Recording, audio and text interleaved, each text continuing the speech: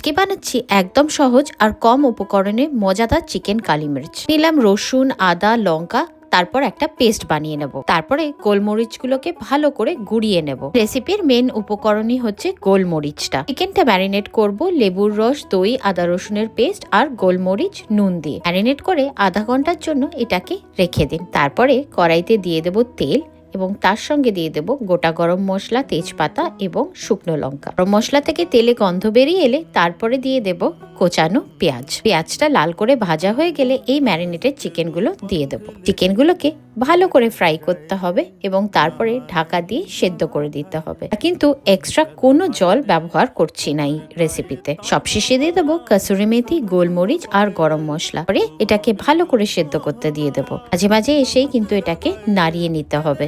মাত্র কিছু উপকরণ দিয়ে তৈরি হয়ে গেল টেস্টি চিকেন কালি মির্চ। সার্ভ করুন গরম গরম রুটির সঙ্গে।